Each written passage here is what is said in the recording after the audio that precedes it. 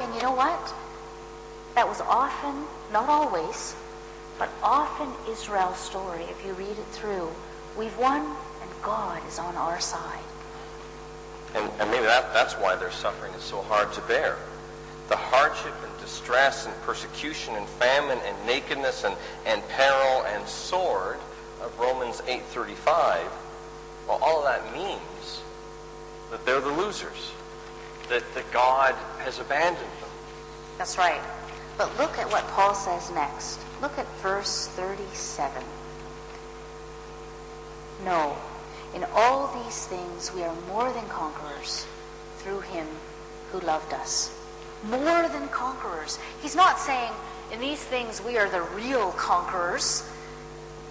He's actually rejecting the categories. So rejected, so loved by Rome, so loved by even some of those in Israel. And he's the categories of the ones who are conquered and the ones who are defeated. He's saying these categories don't even work anymore. They're insufficient categories. It isn't about who is conquering with military might. There's something more than that. This is about the fact, look at it, that nothing can separate us from the love of God. So how does that help with their suffering?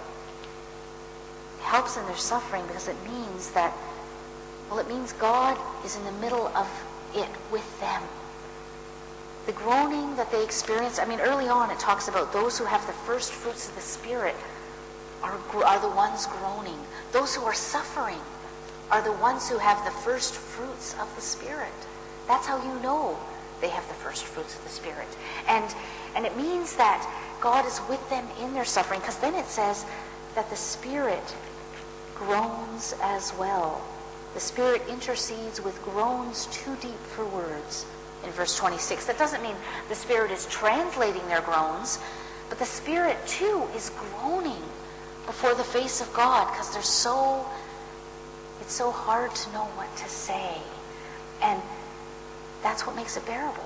God is not with the ones who have the power, the ones on top. God is on the ground. God's on the ground with those who suffer at the hands of those with power. Well, that actually makes me rather uncomfortable. It isn't like I'm suffering. It isn't like I've actually lost my job yet, or like I'm being dragged off to Guantanamo Bay, or like I'm likely to be roughed up by the police for coming to this event here in Leeds today. By the way you're talking about it, I don't seem to be on the right side of this story. Well, that's true, except that you are looking for good news. Well, that's right. I am looking for good news. I'm just not so sure that this letter has good news for people like me. Well, let me ask you this. Are you uncomfortable with the story? What story? Well, the story that surrounds you. The story of the billboards and the ads, the story in the windows on the high street, the story, where did it go? This story, the story that the news wants you to believe. You mean that story of how important success is, and the story about how cool and trendy shoes will make me happy, and the story, let me think, the story that the military experts tell us? That's the story.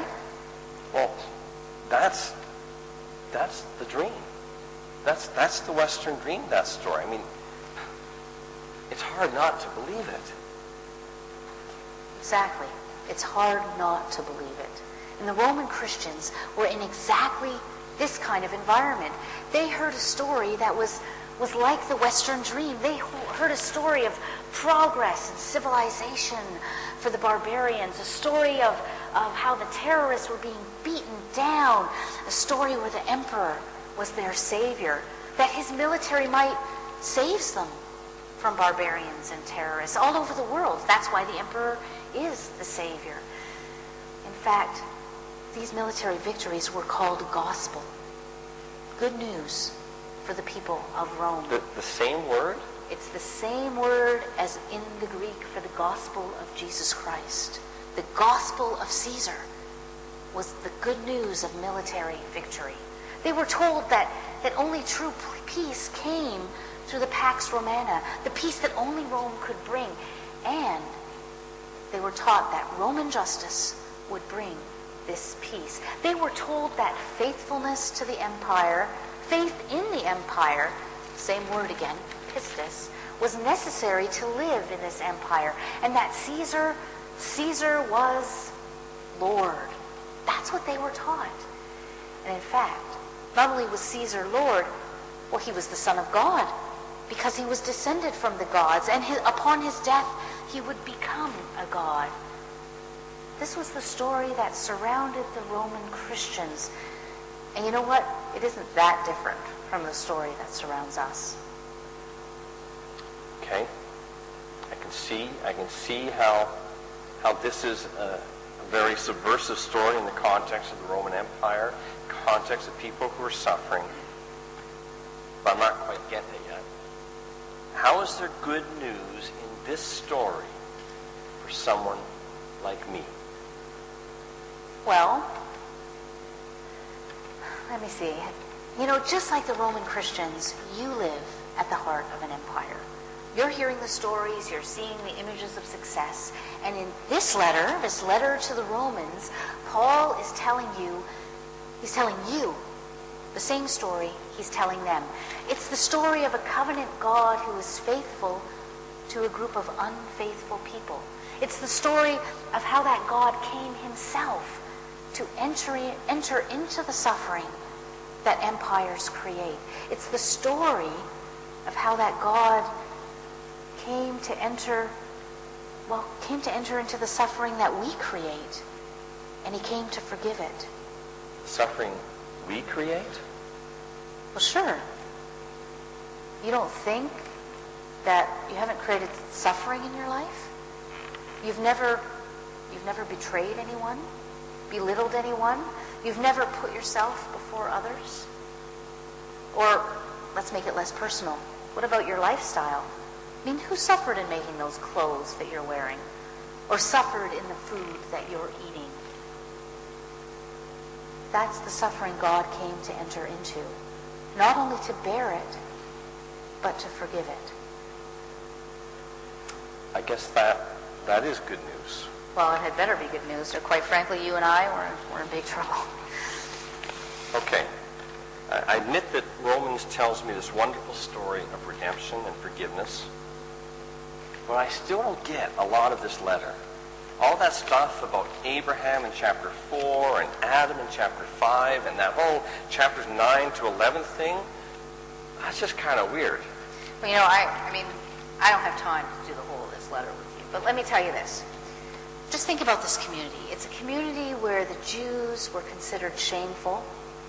And Paul is telling this good news. Well, he's telling it as the story of Israel, right? That's why he talks about Adam, and he talks about Abraham, and he talks about Israel. But he's doing that to contrast the story of Israel with the story of Rome. Rome had all these heroes who had done these great things and great achievements and great military victories. And Paul is saying, God's gracious love has nothing to do with all these great acts, with all these great works.